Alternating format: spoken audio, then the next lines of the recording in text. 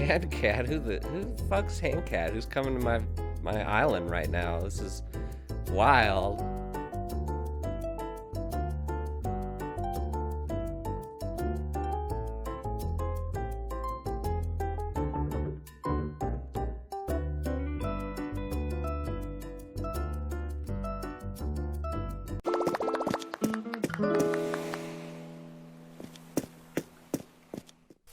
Oh, hey, welcome, brother Handcat. What up, my man? What's up, brother Stud? Salam alaikum. That's close.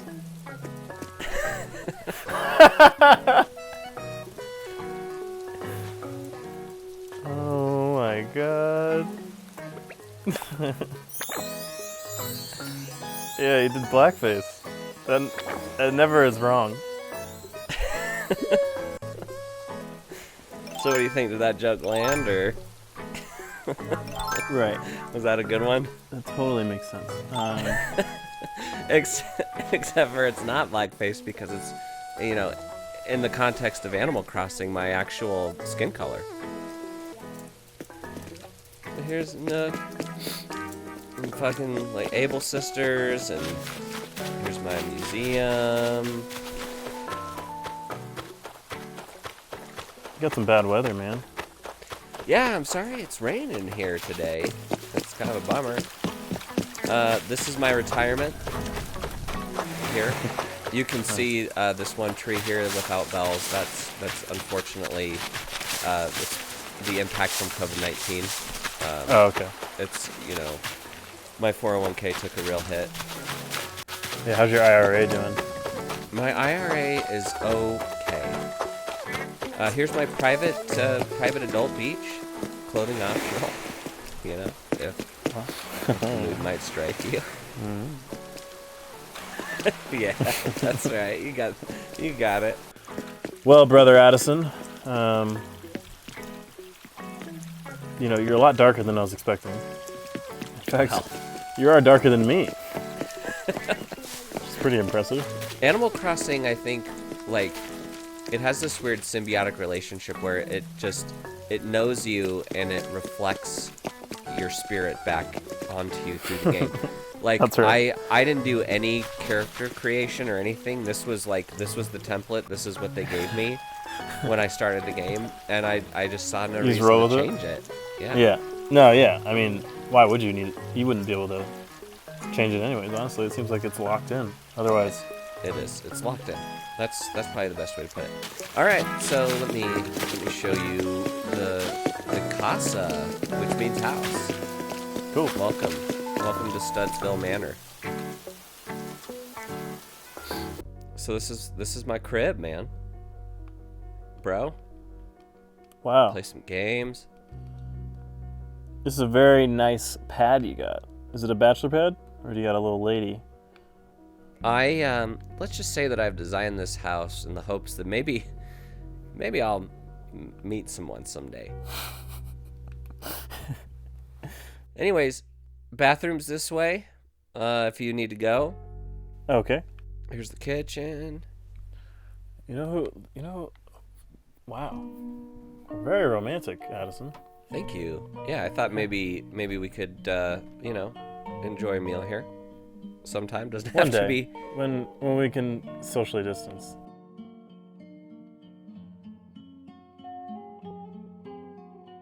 Oh, dang! Wow, you've added Day of the Dead skull. It's pretty cool, huh? Dia de los Muertos. Got a lot of instruments here, so we can jam. Yeah, totally. Do you mind if I play the DJ?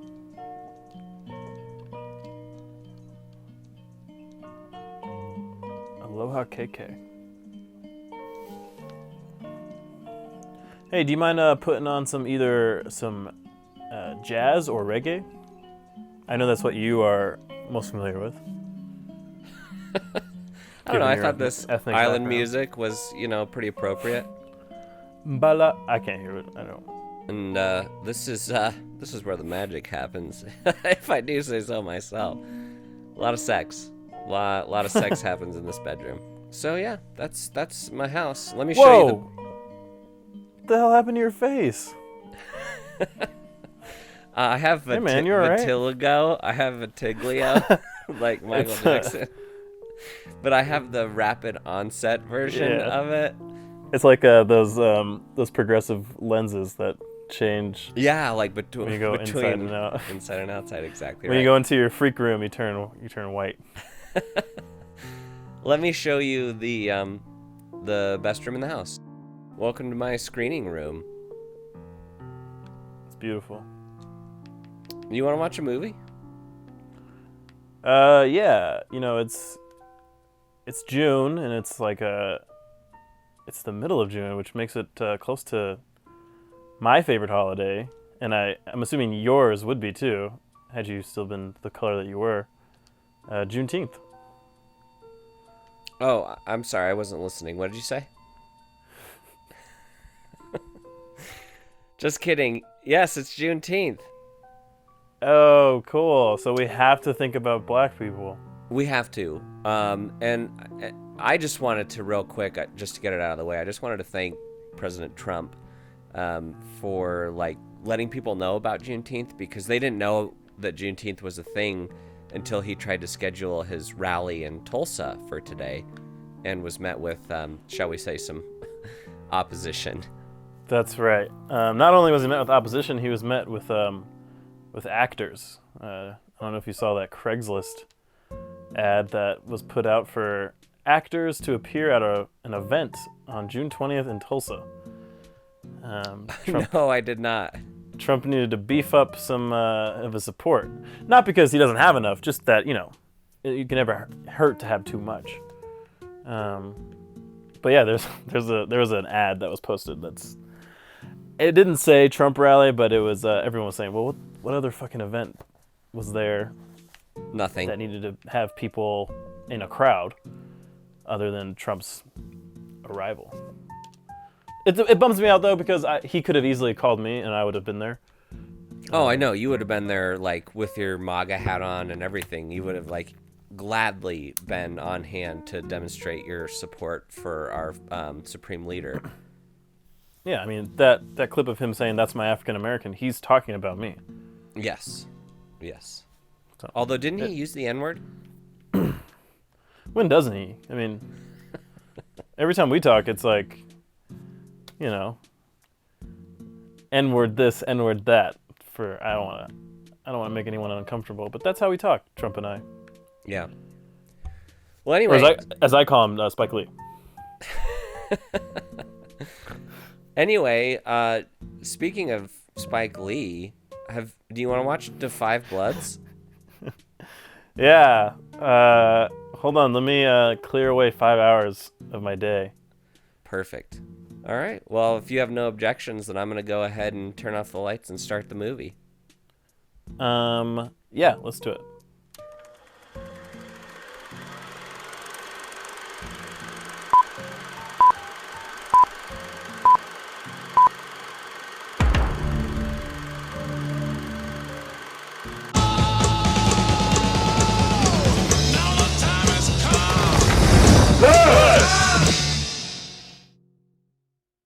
Black GI, is it fair to serve more than the white Americans that sent you here? Nothing is more confused than to be ordered into a war to die without the faintest idea of what's going on. I dedicate this next record to the soul brothers of the 1st Infantry Divisions. Be safe.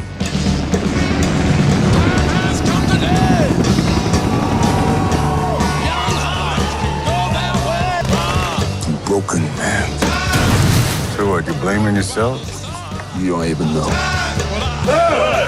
No!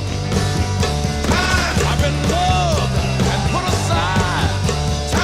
I've been crushed by tumbling tide. And my soul's been psychedelicized. We've been dying for this country from the very get. Man, holy shit. Is it July? Man, that was one long fucking movie. God damn. You're telling me, brother.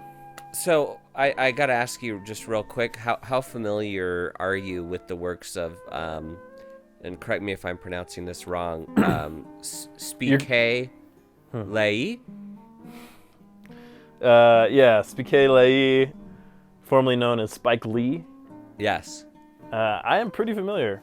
I think there's probably a handful of movies I haven't seen. He's made a lot of stuff, but We've actually covered a previous film of his on our show before we did video. I think that was when we were doing audio only. his last film before this. Yeah. What was that called? Black Klansman? That's how it's spelled, yeah. Yeah.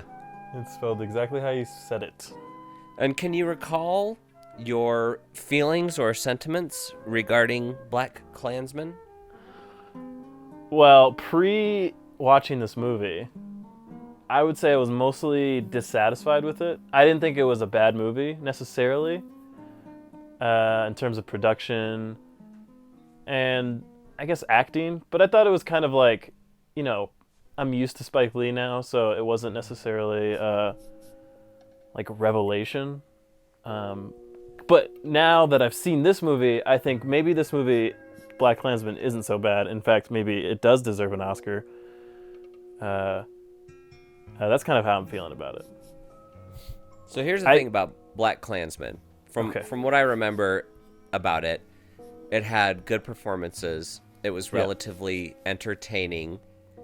And I was kind of, with the exception of a few cases where, like, he literally used the term "Make America Great Again" in one scene, where like the John David Washington, who plays the lead character, is talking to some other member of the police force, and they're like, yeah, no, his whole goal is to just make America great again. And it's like this is very obvious parallel to what was happening in the real world, trying to draw, you know, like connect the thread between these activities in the Colorado Springs Police Department in like 1970 to what's happening right now. But overall, I thought that it was sort of Spike Lee at his more restrained, kind of like Inside Man, if you will. Like Inside Man, you would never know that was a Spike Lee movie just watching it. Yeah. And I feel like if you didn't know who directed Black Klansman, you wouldn't necessarily guess like, oh, this is definitely Spike Lee. Like this has to be Spike Lee. Oh, interesting. I disagree. Well, we'll get into that. What I will say about Da 5 Bloods right now is that there is no mistake that this is a Spike Lee joint. Yeah. It's 40 Acres and a Mule for sure. Look what I found. Anyway, Ready man in all his glory. Who was that guy? That brother was the best damn soldier that ever lived. So, Josh, what did you think of Da 5 Bloods? Loved it. A cinematic masterpiece. No, sorry. Well, okay. This movie there's a lot to talk about, which we will do. Tons. That's what we're doing. Even though there's a lot to talk about, I thought this movie was horrendous, a la Adam Sandler's Netflix deal. I was getting heavy Adam Sandler vibes in terms of just no real clear direction, storytelling, you know, it's all over the place. And then you have, this movie is anchored by, Delroy Lindo, who plays Paul. Love Delroy. I gotta say it. Yeah, Love Delroy. He's an amazing actor. He's he's a British fella. That's my British accent. It was good. Thanks. Yeah, it's anchored by Delroy, and then everyone else is just these no-name actors. You know, Chadwick Boseman is not in this movie, so if you're thinking you're going to see Chadwick Boseman, yes, you're wrong. The Chadwick Boseman role anyone could have been cast in that role. Yeah, it should have been like Samuel Jackson, or not Samuel. Well, I guess it couldn't have been. It should have been a John nondescript David actor. It should have just been someone. Okay. Like it didn't need to be a name. Yes. And that, I think, would have made the role maybe more powerful if you weren't like expecting something out of them like you are with Chadwick Boseman being cast. Right. This movie just felt like unnecessary and rushed, and I was confused. It was a very confused movie. I think I know what it's trying to say, but then again, there's 2.5 hours of this movie, and I think an hour and a half of it isn't telling me anything.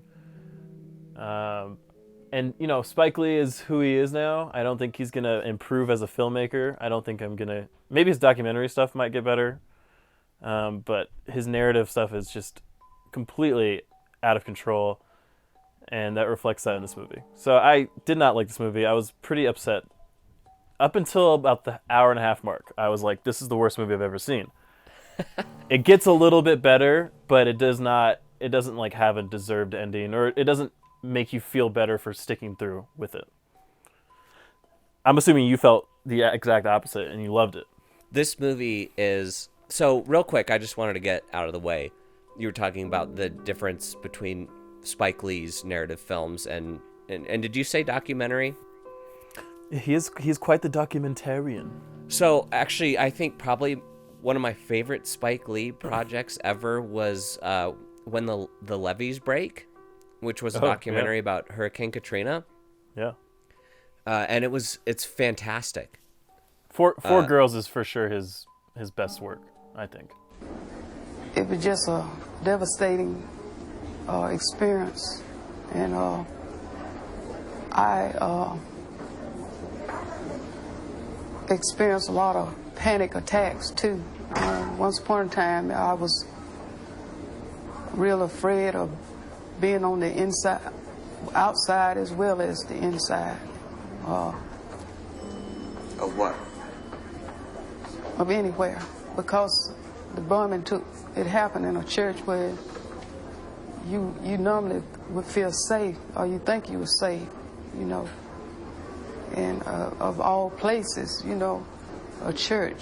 So anyway, The Five Bloods is a complete fucking mess. It is like one of the messiest movies I've ever seen in my life. And yet, I found myself enjoying it more often than not. Oh, wow. I think this, going back to what we were talking about a little bit earlier, I think this could be like the quintessential Spike Lee movie, where there's this constant conflict between what he wants to say and the type of movie that he's making. And so I looked into the history of this, and basically The Five Bloods initially was a spec script written by these two writers who most famously wrote The Rocketeer, like back in the 90s. Other than that, they've done nothing but write video game stories and plots. And so basically this script was kind of in development hell, and then Spike Lee and his screenwriter, co-screenwriter that he used for BlacKkKlansman took the script and basically changed it over to be from an African-American perspective, right? So there is, I think, if not only in the content of the film, in the history of the film, there's a conflict. I'm sure the dudes who wrote The Rocketeer wrote this pulpy action-adventure movie about recovering some gold, so on and so forth. And then Spike Lee came in and he tried to just hammer his heavy-handed social commentary that he loves to include in his films. Yeah. And like overlay it this action-adventure movie. So the movie itself is, as I said, a complete fucking mess. But there are parts of it that I found to be really enjoyable. Well, can we set this movie up first? Because Sure. Let's set this movie up. I feel like the conceit is very much like our like a secret episode we did, which was Triple Frontier. And it's like essentially, you know, get these guys together for contrived reason, send them to a location to find money, get back, stuff goes wrong. It's a really easy movie. It's a boilerplate script, and then you can sprinkle in your own flair. But you know, the movie starts out so abruptly. Like they're in the hotel. Well, that's not how it starts. It starts with the documentary footage of the Vietnam War, and may I interject for one moment to ask you this? Do you Absolutely.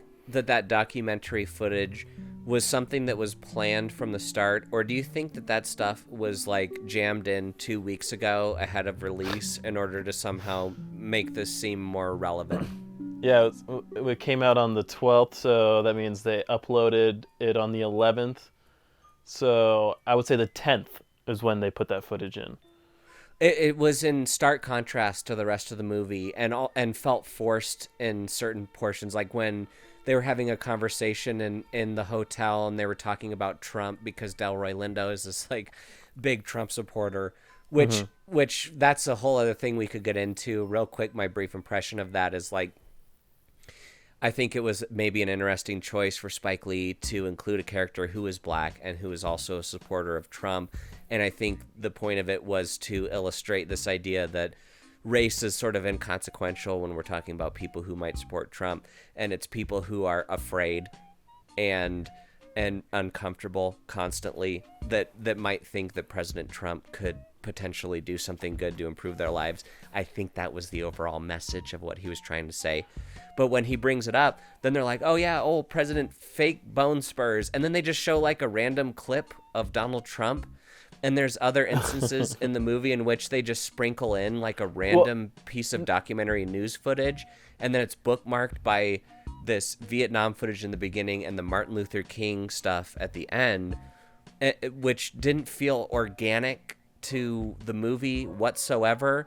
It didn't feel like it contributed to any of the themes or the plot at all. Well, I mean, that is very Spike Lee. Not the having no connection Black to Klansman, themes. he had the Charlottesville documentary footage at the end of the movie of the guy. At the end, sure. Yeah. Well, I think I was actually really more interested in having those images pop up, especially when like they talk about Aretha or what's his face from Morehouse, the track star. Oh yeah. I don't know his name, but I know what you're gonna fly. Yeah. Yeah, he took 12 steps and everybody took 15 steps. You know, Spike Lee really wants you to like engage with like the historical context of something. And so opening the movie with that footage was fine. And I thought, okay, you're really setting us into Vietnam and the emotions that it brings up. It kind of reminds me of Persona by Ingmar Bergman. That whole like first 5 minutes of that movie is all these disparate images. Like there's a penis that's like cut in half or something.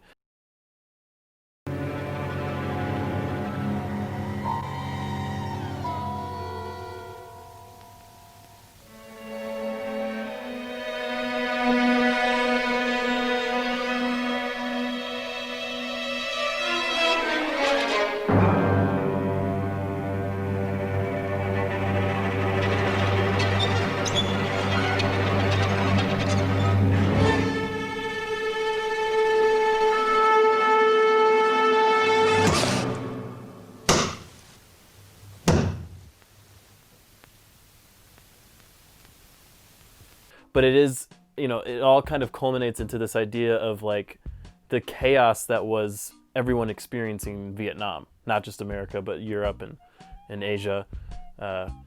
There's like, I guess setting the tone, this I felt fine with. And then the different like images or documentary footage that was kind of sparsed in for the rest of the movie was okay. And I think kind of broke it up for me. That was a little more interesting. Like stylistically, I was okay with it. The Trump thing, they are saying they include that footage because it's like a really long walk for a joke. But Delroy Lindo's character Paul loves Trump so much, and then one of the other characters makes a joke, says, "What does he say?" He says that, you know, like, "Oh yeah, you were at one of those Trump rallies. I remember seeing you on TV." Oh yeah. And so they cut to a footage of a Trump rally with Trump there, and then in the background there's a black guy whose face is blurred out. And yeah, nondescript black man. Yeah, and which is like, you know, what I was saying about the Tulsa the Tulsa actor hires, the Craigslist post. I mean, yeah, like I guess that's funny. Like, I guess the joke is that like that's him, and every black person that you see at a Trump rally is Paul. Like he's one of those people that, you know, the audience is supposed to be seeing Paul as like an idiot. Like, how can you support Trump? How can you be black and a Vietnam veteran who gave his life and all these sacrifices, and you support Trump who did none of those things and hates you and vilifies you? Like, I guess I just don't understand that character, other than the surface level stuff, and it doesn't develop. But the Trump thing it wasn't a random inclusion of him. Well, imagine my surprise when he became the central character of the whole movie. I kind of thought he was going to be like a tertiary character, and that our leads were probably going to be the two dudes who are from The Wire, Otis and and I can't remember the other guy's name, the chubby fella who. Actually, I'm not going to say that because that's a spoiler. The chubby fella. Anyways, I thought Otis would be the lead, and It's like in Leroy, a way, right? in a way, maybe he is. It's Isaiah Whitlock Jr. That's who it is. Who's that? Oh wait, the chubby fella. The chubby fella. I thought one of those two were gonna be the leads. Anyway, that's not important. There's so many hallmarks of Spike Lee, as I wanted to say, Spike Lee. You know, like he loves to film black people dancing. That's like one of his favorite things on the planet. He did in Black Klansman, and he does it in this movie when they walk into the hotel. And it's a fun scene, I gotta say. Like, I enjoyed it, where they're like heading to the restaurant and whatever, and they're like dancing through the crowd to the music. And music, but I don't like the way it looks. I don't like that shot at all. Yeah, I mean, it's corny. It's corny as fuck. And there's a lot of things in this movie that are corny as fuck. The soundtrack, I felt like, was completely out of place in this movie. It was, you used this term earlier, boilerplate. Like, it was probably the most boilerplate orchestral soundtrack I've ever heard in my life. And it was used in the most inappropriate moments. The Marvin Gaye stuff was really good.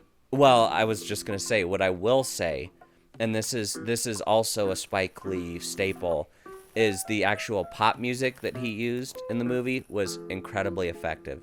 The use of just the Marvin Gaye vocals for what's going on during some of the later scenes was extremely powerful. But it was powerful because of Marvin Gaye.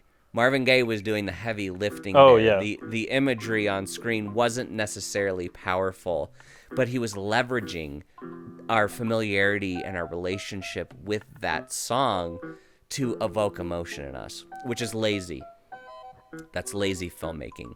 But one thing that Spike Lee does is he creates this connection between black culture, specifically black music, and black history. Like, if you look at black music throughout the last 50, 60 years or so, there's always been a clear parallel between the content of the music and what's going on in the world. And the reason it makes it so effective, of course, is because very little, unfortunately, has changed in those 50 or 60 years. Yeah. And so, again, like, the music is doing the heavy lifting. And he's just kind of using it as a tool, almost exploitatively, to make us feel something when, in fact, it should be the movie that's doing that. Yeah, I mean, it feels like Spike Lee has a lot of things to say about Vietnam. And I think he does. I think he feels like very personally attached to this time, not just with his usual exploration of like black identity, but also like I guess seeing it as a time that is really mirroring what's happening today, at least in his mind. I think he feels a certain energy that is similar to what people were feeling, the unrest and the kind of uprising in the late 60s. Well, that's true. And also, I think on a larger scale, not exclusive to Spike Lee, in other words, Vietnam can be seen as like a national trauma from which our country has never recovered. You know, we were back-to-back World War champions, and we kind of, you know, saw ourselves as the protectors of the world, and so we got engaged in these like pointless wars just to assert that dominance, and we lost. It would be a completely different thing if we had won the Vietnam War, which is a whole other side conversation of Watchmen, the graphic novel, that movie or that book, whatever you want to fucking call it. It's a TV show. Well, it is a TV show, and actually an extremely relevant TV show right now. If anyone hasn't watched Watchmen, highly recommend it right now. Oh, because they talk about Tulsa, huh? They do. That's the opening scene of the show. That's how you learned about Tulsa. That is how I learned about Tulsa. It's an incredible moment. Ashamed to admit it. So let's talk about these characters. I want to talk about the Four Bloods, Sans 5 or Sans 1. Sans 1, yes. The Four Bloods. You had said earlier that these are like no names, which is kind of true, kind of not. As I had said earlier, they're character actors.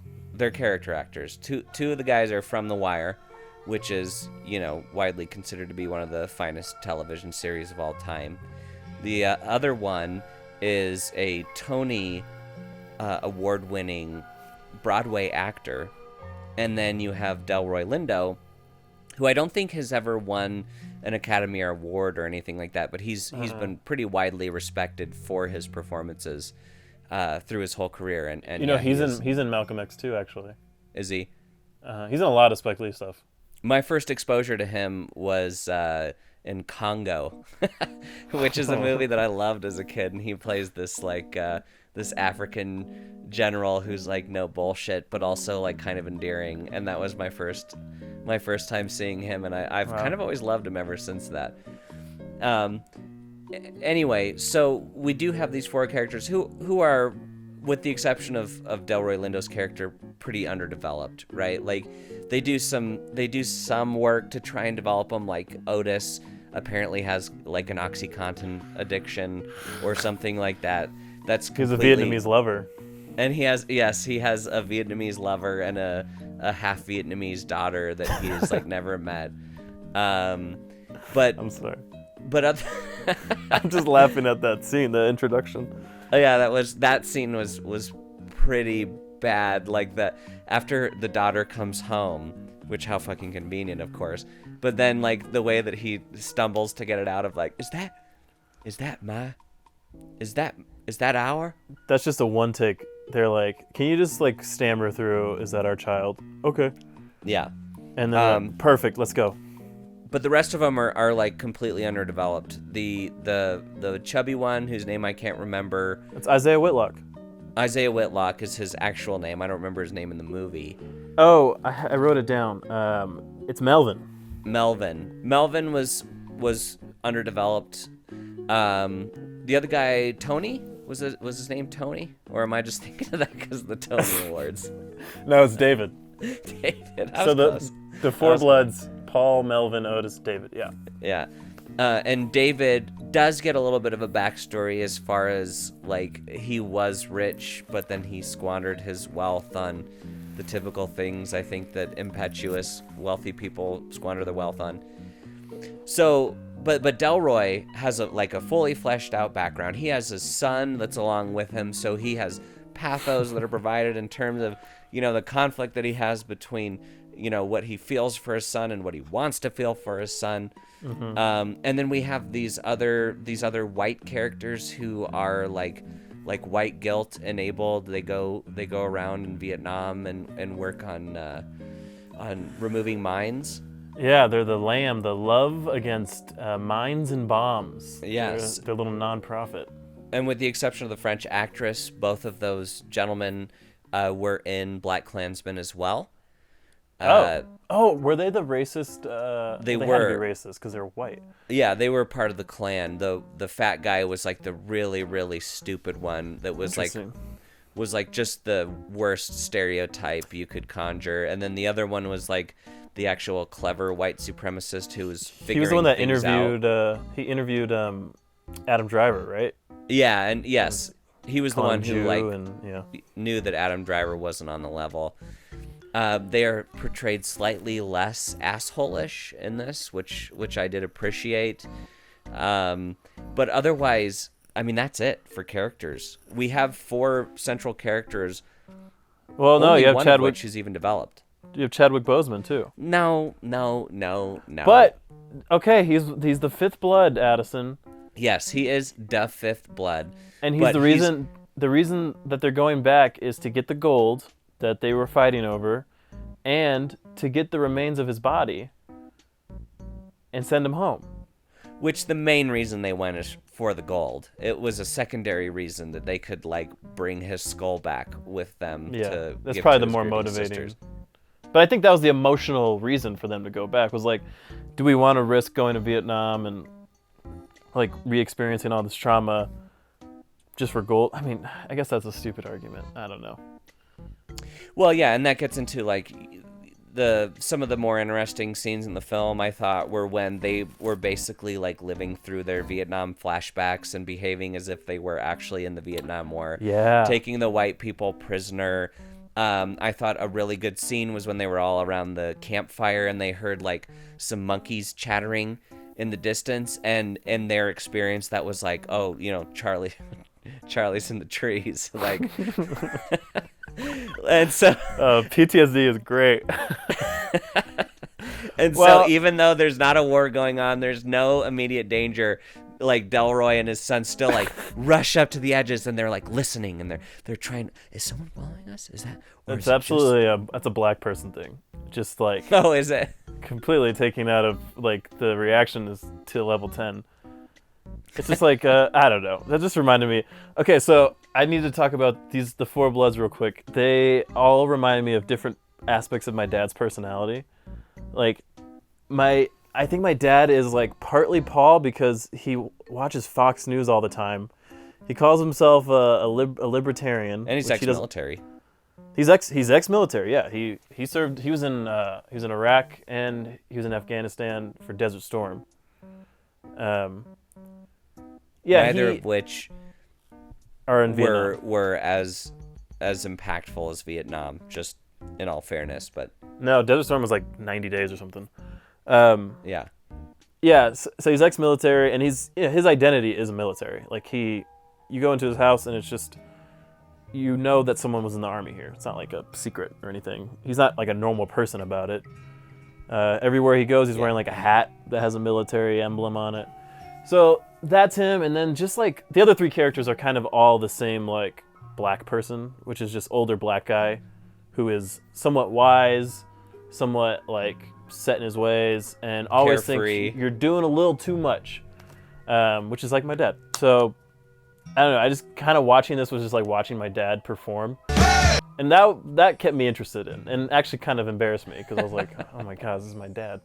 Dad, stop. Dad, stop. I thought so. The first half of this movie is awful, mainly because it doesn't really know where it's taking a really long time to get to where it's going because it needs to introduce the flashback stuff, which I thought was both bad and cool. Let me just say real quick that the action scenes in this movie were embarrassingly directed. Like they were so unclear and like cheap and lame. Like the one scene that really stuck out to me, and I'm sorry I've totally derailed your point, but the one scene, like the mine scene, and we're just, I guess, going to go ahead and say spoilers at this point. Spoilers. The mine scene when the Broadway actor gets blown up, right? Which was shocking in how gratuitously violent it was. And like watching his blown off arms and like the arteries in them like pump, like squirt out blood with each pump of his heart was, I did not expect it. But then when they wrap the rope around his son because he stepped on the mine and they're going to pull him off of it, like there's this really tense, well-constructed buildup to it. But then when they pull him off of it, it's like a 0.32 second shot of him like flying off the mine and then an explosion. And so it just, it felt like really underdeveloped and sloppy, and more than anything, I think probably Spike Lee is not comfortable and doesn't have experience filming action. And that was evident. And that was, I think, to the detriment of the film, because definitely there were a lot of portions of it that were meant to be like action-packed and heroic. And I mean, yeah, it felt very vanilla. Like, it was not something that was creatively done. If there's anything creative about this movie, it doesn't exist in those action scenes, except for the fact that you have the flashbacks, and you have these characters who are the Five Bloods as young bucks, 18, 19 years old, but they're being played by their older character selves. So, which was a weird choice. It was an interesting choice. I was on board with it. I was okay with it. I was on board with it too, especially, like, I contrasted this movie a lot with The Irishman. Oh, okay, sure. Well, I think there's a good reason to, because they're both works of seasoned film directors who are kind of an unexplored terrain working for Netflix and have, like, complete creative control. It's also a mentor-mentee. That they've, well, it is, that's true, but who like have probably, Scorsese not so much as Spike Lee, but haven't enjoyed that kind of complete creative control from a studio before. Netflix basically gives them carte blanche to go off and do whatever they want, but also the non-use of de-aging technology for those scenes. I was on board. I think actually it was, like, the right thing to do, as odd as it may have been initially. Yeah, I thought, at first I was like, wait, did they forget that these guys are supposed to be young? Like, I was at that point in the film, I was just like, oh, they have there's a production error. They forgot to replace maybe they had, like, stand-in actors. But no, as the movie develops, you kind of realize that, like, their history lives with them in a way that they can't necessarily see themselves as young anymore. And so that when they do think about these Four Bloods, when they do think about their time in Vietnam, it is so entrenched in how they view themselves now. Other than that, yeah, the action stuff is really, really, really bad. Really, like, just not even like how Triple Frontier was, like, if you like playing Call of Duty, you're gonna love this shit. Was professionally directed, like it made sense. There's no realism. Yeah, and it was there's staged no and even edited well. Right, yeah.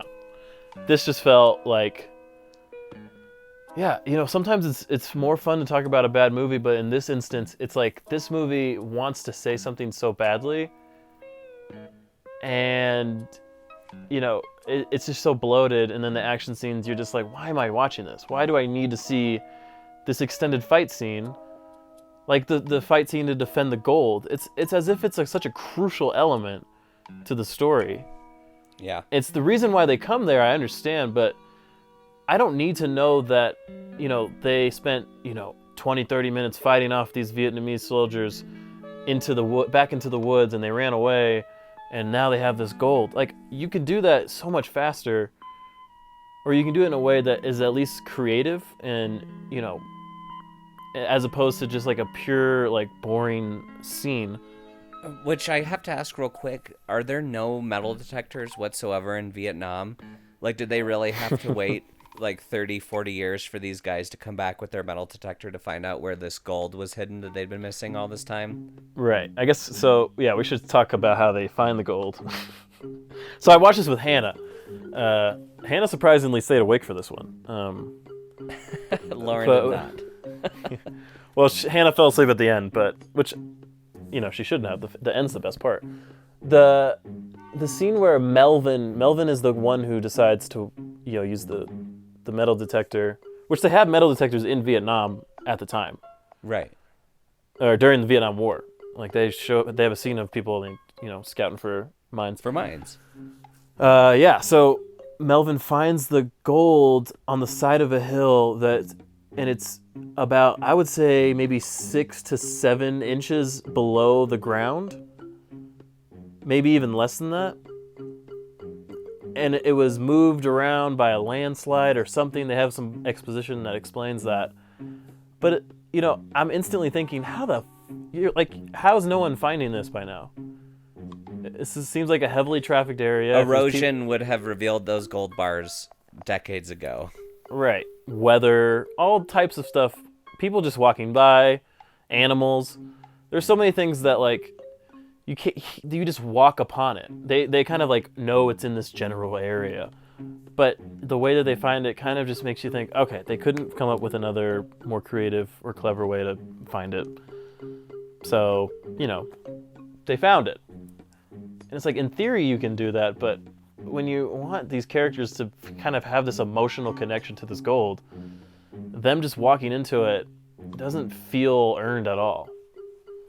Well, in addition to the fact that it was all like so easily found, there were no obstacles whatsoever between them like setting out to find the gold and then finding it. That's when all the conflict happens, is after the gold is found. Like, the only conflict that exists outside of that is the scene where they're on the boat and there's all those like vendors going down the river, and Paul gets into an argument with one of them and calls them the G word. And like it turns into a big kerfuffle. But other than that, there's like no conflict in the movie for the first hour. And then it's like on fast forward, where like any like traditional action adventure film would have a series of obstacles and challenges that the characters must face before they find their thing. And then you go into the climax where the bad guys have been watching the whole time and they try to take back the gold, but then the good guys are so skilled that they manage to kill the bad guy. Right. Yeah, that's a really good point. There's no obstacles, so you can't see them overcoming things and learn about how good they still are. Right. So that when they do have to fight back in the end, it's at least a little more believable. Yes. And then you also don't get a sense of like how violent this movie can get, or like what is at stake. Because when David does get blown the fuck up, you're kind of like, oh shit, these characters can die. Okay. Because I wasn't really sure if anyone's gonna die, and I'd be fine with that too. That's not a detriment to the movie, but I was like, are we just gonna they're gonna find the gold, it's gonna be hard to get out, they're gonna have an emotional scene, and the movie's over? No, people die, and most of them die. Spoilers. Yes. Everyone except motherfucking Otis. Yeah. Otis doesn't die. So yeah, the movie kind of just forgets that in a story you need to have expectations, and then you need to meet those expectations. Otherwise, things just happen for whatever reason. Yeah, and I think even the obstacles that do occur, like Paul's son showing up, he just appears. He's just like, I'm in your hotel room, I know where you went, and I know where to find you, I know how to get in your room. And it's like, okay, we'll give you a cut. And then it's like brushed off, and it's like, okay, all right, whatever. I guess fine. I guess we're cool with that. And then the other obstacle being, what other obstacles really occurred? Just getting there, but they had a guide, so that was fine. Yeah, and it was like no problem finding the gold whatsoever. They found it immediately. Yeah. They found Chadwick Boseman's body immediately. As if it was like if it made sense that it would be right there. Oh, but they were using GPS, so it makes sense. Yeah, that scene with the Frenchman. Jean Reno. Yeah. That was the exposition dump of the movie. Yeah. Where they have to explain how they know all these things, and that was the point of the movie where I felt like we're not going to get any sort of really interesting antagonist. We're not that's going to be that's the antagonist. When I saw that movie, is either that or a Vietnamese lover for Otis. What was her name? I don't know. Tiet. Oh, Tiet. Yeah. Yeah, so I was like, I don't know, from a traditional screenwriting standpoint, this movie doesn't have a lot of those things, but it's not also doing anything interesting. So it just doesn't have a lot going for it. I've said that already enough, but... Well, no, I think bringing up Jean Reno is important right now because he, again, feels very much to me like something that was left in from the initial script of vague, generic European man involved in finance who invariably is evil and will only ever act in his self-interest. who looks down upon you Americans. You were wrong Yes. about the war. It's like, Yes. okay. One interesting thing was that brief mention that he had of how the French have had no success in Vietnam, just as the Americans have, which is absolutely true. I mean, France is not blameless. They have done plenty of horrible things to Vietnam, and then one good thing, which is the banh mi sandwich. Got him. Got him. So yeah, like there is this, I felt, extreme clash between the existing script that was there, that was a boilerplate action adventure movie, that to me, in certain scenes, really worked well. I really enjoyed the parts of the movie that felt like almost Indiana Jones-esque, you know. But more like Crystal Skull. Yes, more Crystal Skull than Raiders of the Lost Ark or something like that. But still, this, these Americans in an exotic locale who are trying to find some exotic treasure, and there's danger and romance and etc. along the way. Like, it had a few of those elements, and I really enjoyed them because I just kind of like those types of movies. And then you have the Spike Lee influence that, in some instances, there are great choices made. Again, the Marvin Gaye, solo vocals layered over some of the more impactful scenes. But then there's so many other times where it doesn't work and where it feels heavy-handed and it feels forced. And this is Spike Lee. This is what you get when you watch a Spike Lee movie. The only time he's ever managed to successfully blend the things he wants to talk about and the content of the film is do the right thing, because the thing that he wants to talk about all the time is the exact premise and subject matter of Do the Right Thing. Every other movie that he's made has not necessarily been about those specific things, but yet he still tries to hammer them in.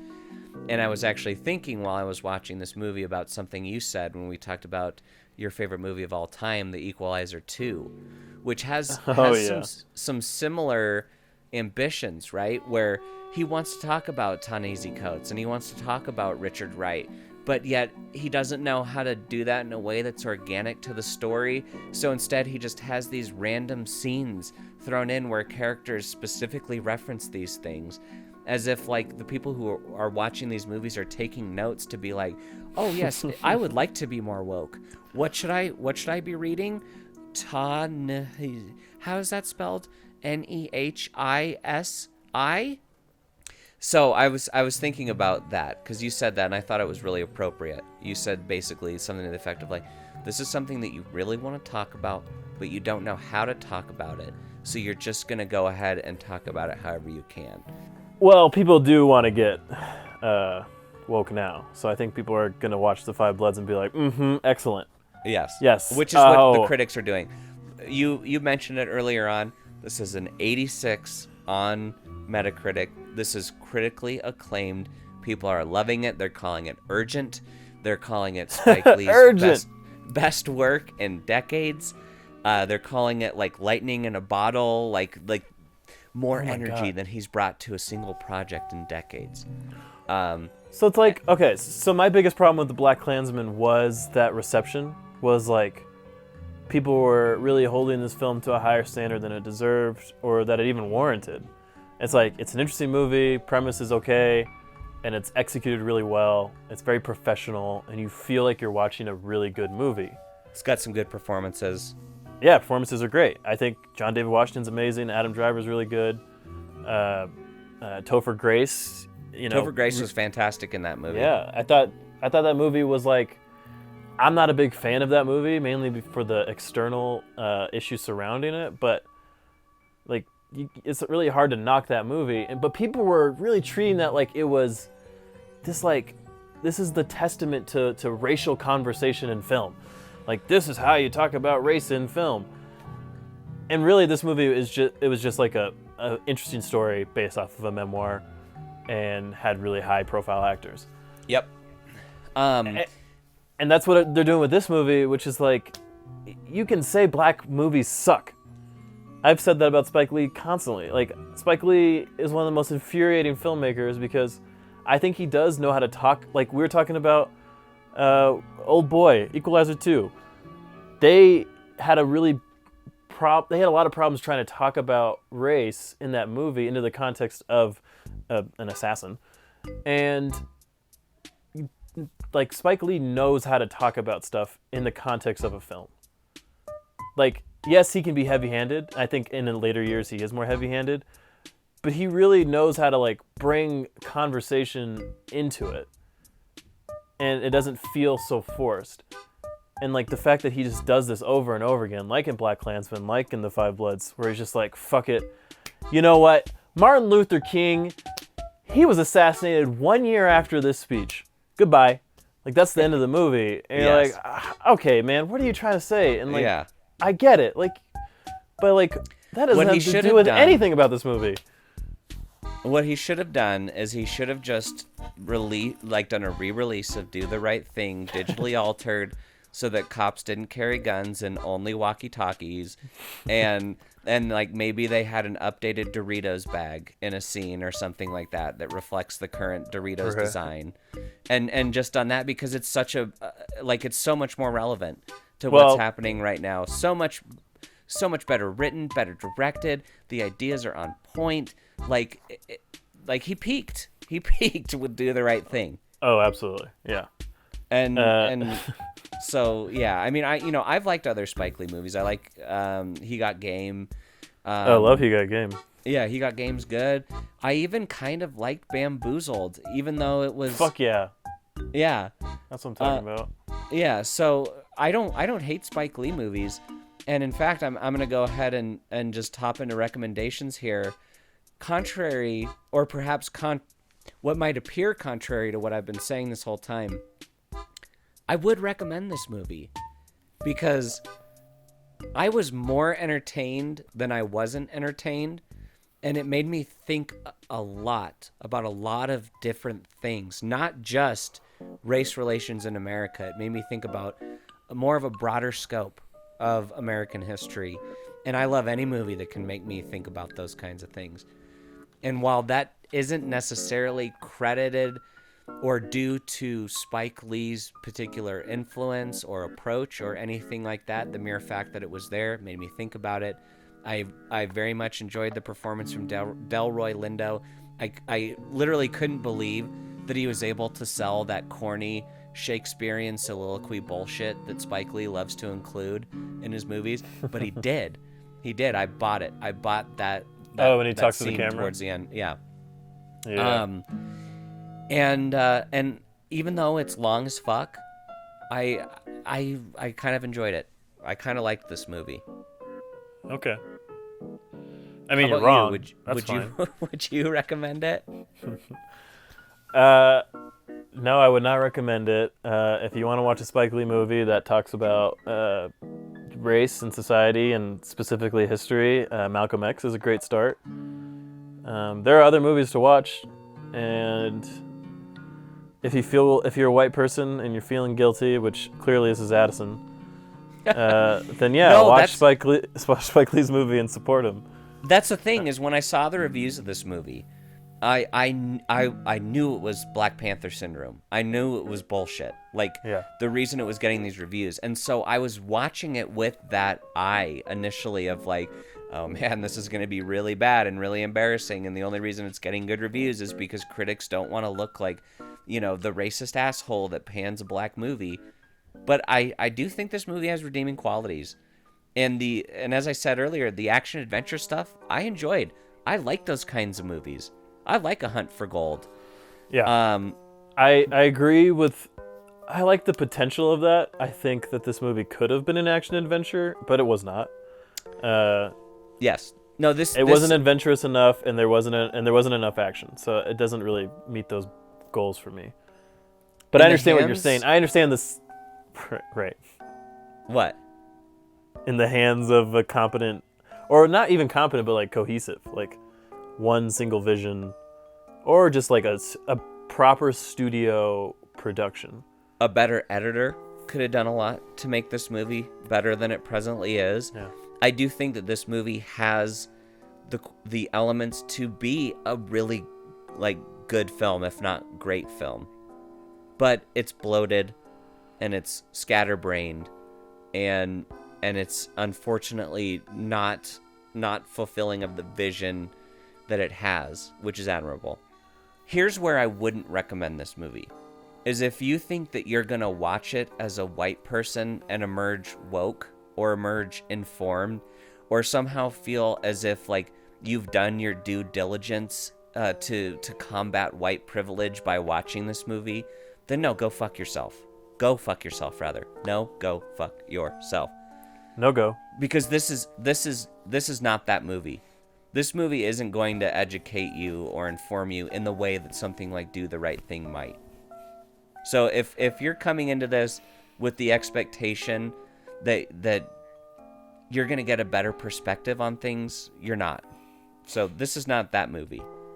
But if you're looking for something that maybe discusses some interesting ideas, has at least 2 decent performances, has some quality, I don't know. I feel like the more I talk about it, the more I'm just like destroying my recommendation, but yeah.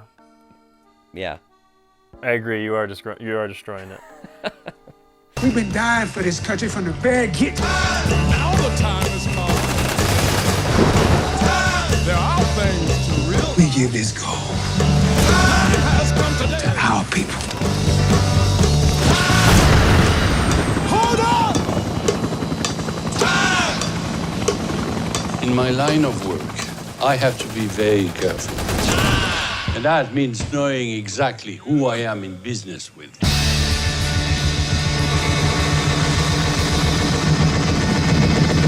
All right, well, fair enough. Well, hey, look, you know, I got, you know, some things to do on the island here. Oh, okay. In other words, I'd appreciate it if you left.